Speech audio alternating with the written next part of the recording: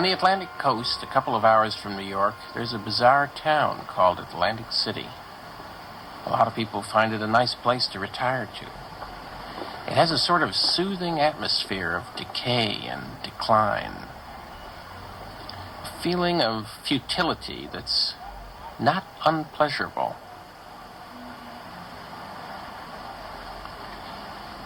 In its days of youth and vitality, it was a bustling, cheerful seaside resort crowded with boisterous holidaymakers. People who suddenly had money to spend on fun came to play by the beach. And famous entertainers were frequently seen on the famous boardwalk. A famous game made the names of the streets famous even to children. A place of innocent amusement. In the late 70s, gambling was introduced in Atlantic City, and flashy, sybaritic hotels shot up to cast their shadows over the old boardwalk.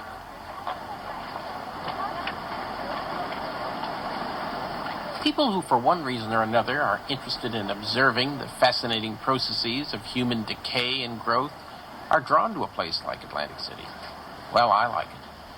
My name is Wallace Shawn, and I first came to Atlantic City to play a tiny role in a film called Atlantic City, USA, which was a sort of homage to the town by the great French film director Louis Malle.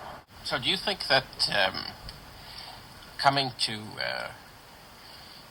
this very confused capitalist country where everybody is involved in corruption in one way or another has totally mixed you up from a moral point of view?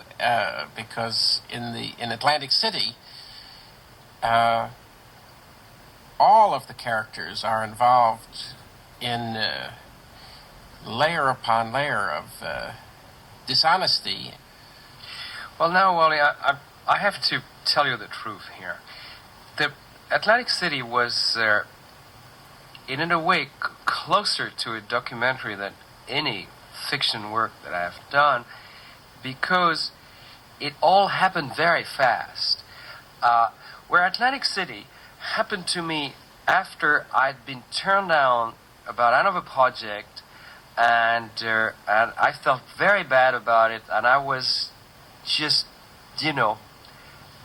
here thinking of going back to Europe, and then I was offered to sort of a carte blanche, anything I wanted, and I was meant only to be finished because the money came from Canadian tax shelters.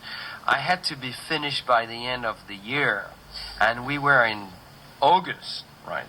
So I said, all right, I'll do it, but I want to work with John Guare, who's a common friend of ours, and there was a playwright I admired very much, and so here I was. I come to see John, and I say, well, John, let's what could we come up with?